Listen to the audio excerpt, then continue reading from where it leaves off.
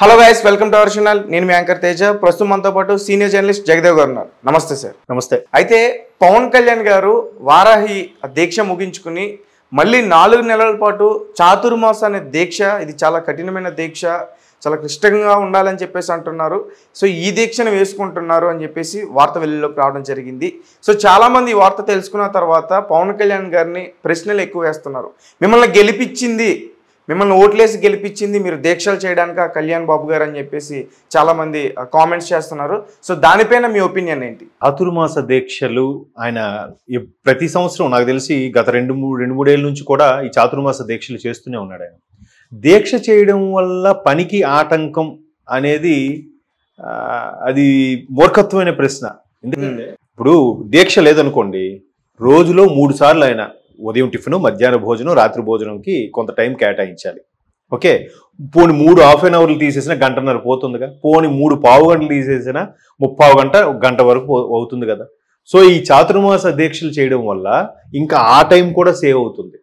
కాకపోతే ఎంతసేపు భగవద్ధ్యానంలో ఉంటాం తప్ప భగవంతుడి దగ్గరే కూర్చొని ధ్యానం చేయక్కర్లే, పని చేసుకుంటూ కూడా లోపల నామస్మరణ చేసుకోవచ్చు. జనరల్గా ఈ చాతుర్మాస దీక్షలు అనేవి ఏంటంటే ఆషాఢ ఏకాదశి, ఆషాఢము, భాద్రపదం, ఆశ్వీజం, కార్తీకం అనుకుంటా, ఈ 4 ఆషాఢ ఏకాదశి నుంచి కార్తీక మాస ఏకాదశి వరకు చేసే ఈ 4 నెలల్ని చాతుర్మాస దీక్షలు అంటారు. ఎందుకంటే ఈ 4 నెలల్లో శ్రీ మహావిష్ణువు క్షీరసాగరంలో శయనిస్తాడు. అందుకు ఆ డిస్టర్బెన్స్ లేకుండా, ఇబ్బంది లేకుండా, ఎటువంటి ఉద్రేకపూరితమైన ఆహారం కానీ చర్యలకు కానీ ఉండకుండా ఉండాలంటే ఇటువంటి దీక్షలు చేస్తే మంచిది. ఇది అన్ని రకాల పాపాలని హరిస్తుంది అనే నమ్మకం కూడా ఉంది మనకి. సో ఈ చాతుర్మాస దీక్షలు 4 నెలల్లో కూడా నేల మీద పడుకోవడము, రోజుకు ఒక పూటే తినడము, ఏకాదశి వస్తే కంప్లీట్గా ఉపవాసం ఉండడం, ఇట్లాంటి చేస్తుంటారు. ఆయన లాస్ట్ టైం కూడా చేసినట్టు నాకు గుర్తు చాతుర్మాస దీక్షలు. సో ఈసారి కూడా ప్రెజెంట్ ఆయన వారాహి అమ్మవారు మాల ఏదో వేసుకొని ఆ నవరాత్రులు ఏదో చేస్తూ పనికి ఎక్కడ ఆటంకం కలిగించట్లేదు కదా. ఆయన చేయాల్సిన సమీక్షలు, సమావేశాలు అన్ని నిర్వహిస్తూనే ఆయన ఇప్పుడు భగవంతుడు నమ్ముకోవడం అనేది ఎవరిష్టం వాళ్ళది. ఒకరు జీసస్ అంటే, ఒకరు అల్లా అంటే, ఒకరు కృష్ణుడు అంటున్నారు. ఎవరిష్టం వాళ్ళది చేసుకుంటున్నారుగా. దానికి ఒక మాల వేసి లేదంటే ఒక దీక్ష చేస్తే వెంటనే దానికే డెడికేట్ అయిపోయాడు, ప్రజలను పట్టించుకోవట్లేదంటే ఎంతవరకు కరెక్ట్? పోనీ అలా అని ఆయన సినిమాలు యాక్ట్ చేశాడంటే సరే, ప్రజలు పట్టించుకోవట్లేదు, సినిమాలు యాక్ట్ చేసేసుకుంటున్నాడు అనుకోవడానికి. అలా కాదు కదా. ఆయన తనకు తానుగా ఒక దీక్ష పూని, లేదా ఇప్పుడు అయ్యప్ప స్వామి మాలలు ఉంటాయి, ఆ మాల వేసుకుని కూడా చాలా మంది మంత్రులు ఇంతకుముందు గతంలో కూడా చేశారు కదా. అవును. మరి అప్పుడు అయ్యప్ప స్వామి మాలకు ఉదయము సాయంత్రము ఆ నైవేద్యం పెట్టాలి, పూజ చేయాలి, స్నానం చేయాలి, ఒకసారి పడిపూజ చేయించాలి. ఇవన్నీ చేయించినప్పుడు అప్పుడు లేని ప్రశ్నలు పవన్ కళ్యాణ్ గారికి వచ్చేసరికి లేనిపోని ప్రశ్నలు ఎందుకు ఎట్లా క్రియేట్ అవుతున్నాయో నాకు అర్థం అవ్వట్లేదు. ఆయన అసలు ఈ చేసే పని సక్రమంగా ఉండాలి, ఆయన వృత్తి కూడా సక్రమంగా నిర్వర్తించాలని ఉద్దేశంతోనో, లేదంటే నేను ఈసారి గవర్నమెంట్ ఫామ్ అయ్యి అధికారంలోకి వస్తే చేస్తాను మొక్కుకోను చేస్తుండొచ్చు. అలా చేస్తున్నప్పుడు ఇంకా భగవద్ఆరాధనలో ఉన్నప్పుడు, భగవద్ధ్యానంలో ఉన్నప్పుడు చెడు కార్యక్రమాలకు వెళ్లకుండా ఇంకా మంచి కార్యక్రమాలకే కదా ఎక్కువగా వెళ్తారు.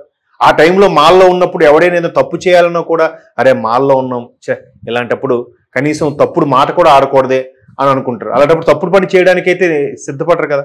సో ఇంకా పెర్ఫెక్ట్ గా ప్రజల కోసం పనిచేసే ఉద్దేశంలో ఆయన మాలేస్తే దాన్ని కూడా కాంట్రవర్సీ ఏంటండి? దాన్ని కూడా వీళ్ళు గెలిపించింది మీరు మాలలు వేసుకోవడానికా అని అంటే మనం ఏం మాట్లాడతాం చెప్పండి. చాలా తప్పది. ఎందుకంటే ఆయన ఆ దీక్షలో లేదా ఆ మాలలో ఉన్నప్పుడు ప్రజలకే డెడికేటెడ్గా ఉంటున్నాడు కదా.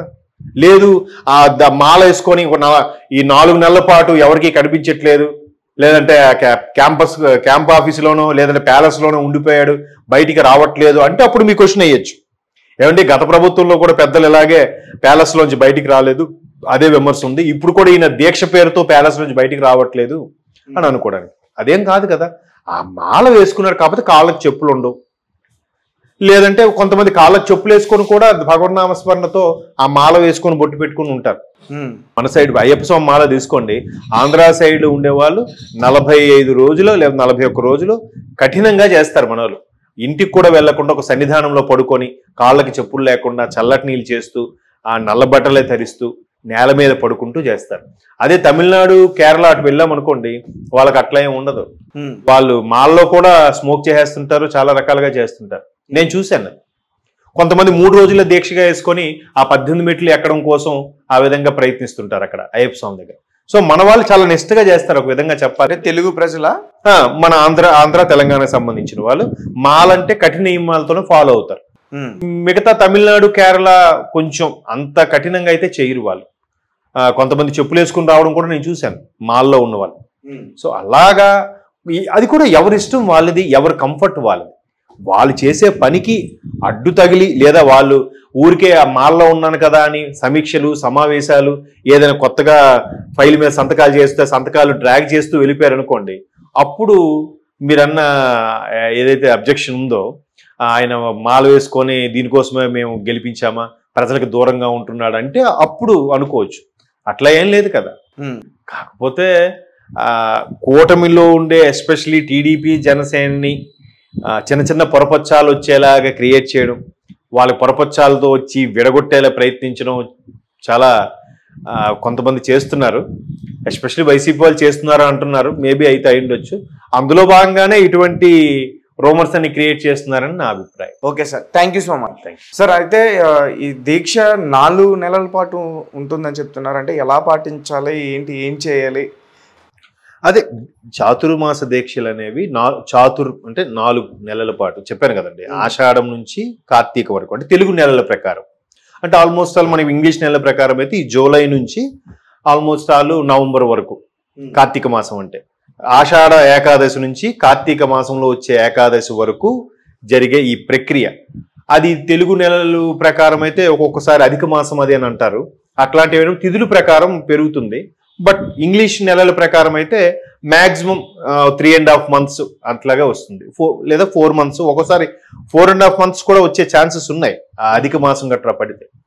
సో అట్లా ఈ 4 నెలల దీక్ష కూడా ఏంటంటే రోజుకు ఒక పూట తినడం, ఎప్పుడు పొద్దున్న సాయంత్రం కంపల్సరిగా దీపం పెట్టుకొని స్వామికి ఏదో నైవేద్యం పెట్టి దండం పెట్టుకోవడం. ఆ నైవేద్యం పెట్టిందే తింటారు, రోజుకు ఒక పూట తింటారు. మిగతా టైం అంతా ఎవరి పనులు వాళ్ళు చేసుకుంటుంటారు, పొద్దున్న సాయంత్రమే. దానివల్ల పరిపాలన విభాగానికి కానీ, వాళ్ళ ప్రక్రియకి కానీ, వాళ్ళ కర్తవ్యానికి కానీ అడ్డు కాదు. దీనివల్ల ఏదో అంటే నేను ఎందుకు అడుగుతున్నా అంటే, ఇలాంటి దీక్షలు వేసుకున్నప్పుడు మనం సాధారణంగా చెడు ప్రాంతాలకి పోము. అంటే మీకు అర్థమైందా? అంటే ఇప్పుడు ఒక సమస్య జరిగింది ఒక ప్లేస్లో, అక్కడ ఒకరు చనిపోయారు అనుకుందాం, అలాంటి ప్రాంతానికి దీక్ష వేసుకున్న వాళ్ళు వెళ్ళరు. మరి అట్లా వెళ్ళాలంటే వెళ్ళకూడదు అంటారు. ప్రతి దానికి మన సనాతన ధర్మంలో ఒక రెమెడీ ఉంటుంది, ఒక సవరణ ఉంటుంది. ఇప్పుడు ఒక మాల్లో ఉన్నారు, ఆ మాల్లో ఉన్న తాలూకా తల్లిలో తండ్రో ఇది అయిపోయారు అనుకుందాం. అప్పుడు ఏం చేస్తాడు ఆయన? ఖచ్చితంగా తలకొరువు పెట్టాల్సింది తనే. సో అప్పుడు మళ్ళీ గురుస్వామికి ఎవరికో పిలిచి మాల తీసి అప్పుడు దాన్ని తలకొరువు పెట్టు, అక్కడ నుంచి మరి ఇంకా ఆ ప్రక్రియ మొదలవుతుంది. లేదు, ఒక పోలీస్ డిపార్ట్మెంట్ చెందిన వ్యక్తి ఉన్నాడు, ఆయన మార్చురీ దగ్గర ఆయన డ్యూటీ, ఆయన మరి ఆయన మాల వేసుకుంటే మరి ఆయన పనేంటి? పనేంటి? రోజు ఒక్క శవమైనా తాగుతూ ఉంటాడు, దానికి సంబంధించి రిపోర్ట్ రాస్తూ ఉంటాడు ఆ కానిస్టేబుల్ ఎవరు. మరి అది తప్ప ఒప్ప? సో విధి నిర్వహణలో ఎవరి పని వాళ్ళు చేయడంలో తప్పు లేదు. ఇదే కదా అహింసా ధర్మం అని మనకి చిన్నప్పుడు లెసన్ ఉండేది, మీకు గుర్తుందో లేదు? ఆ లెసన్ ఏంటంటే, ఒక వ్యక్తి తపస్సు చేస్తుంటాడు. తపస్సు చేస్తుంటే కొంతసేపు అయిన తర్వాత, కొన్ని నెలలు అయిన తర్వాత పైనుంచి ఒక రెట్ట వేస్తుంది, కాకేో పావురమో. ఒక్కసారి తపస్సు భంగం అయిందని చెప్పి సీరియస్గా ఇలా చూస్తాడు. చూడగానే అది మసై పడిపోతుంది. పడిపోయి అరే నాకు తపస్సు చేయడం వల్ల నేను చూడగానే అది పడిపోయిందంటే నాకు శక్తులు వచ్చేసాయి అనుకొని ఇంకా బయలుదేరి వెళ్తాడు. వెళ్ళి ఇంకా శక్తులు వచ్చాయి కాబట్టి ఇట్లాగే మిస్యూజ్ చేస్తూ ఉంటాడు. మిస్యూజ్ చేసి దారిలో 2-3 ఇన్సిడెంట్లు జరిగినప్పుడు, ఏదో ఇంకో జంతువు కనబడినప్పుడు నాకే అడ్డు వస్తావు అనగానే అది మోర్చిపోయి పడిపోవడం ఇట్లా జరుగుతాయి అనమాట. సరే నాకు పవర్స్ వచ్చాయని చెప్పి ఆవేశంగా వెళ్తాడు. వెళ్ళిన తర్వాత ఒక దగ్గర భవతీ భిక్షాందేహి అని అడుగుతాడు. బయటికి రాదు. 2-3 సార్లు పిలుస్తాడు. వస్తావా శపించేయాలా అన్నట్టుగా పిలుస్తాడు అనమాట. నింపాదిగా ఆ ఇల్లాలు బయటకు వచ్చి, నువ్వు కన్నెర చేస్తే మాడిపోవడానికి పావురాన్ని కాదు, నువ్వు పక్కకు తప్పుకో అంటే పడిపోవడానికి నేను జంతువును కాదు, శక్తులు నువ్వు అదుపులో పెట్టుకో. ఎక్కడో దారిలో జరిగిన విషయాలు ఈ ఇల్లాలకి ఎలా తెలియదు. పైగా ఆవిడ అంత అనుకువగా వచ్చి ఎట్లా చెప్పింది అంటే ఈ ఇల్లాలు మహాసాధ్వి.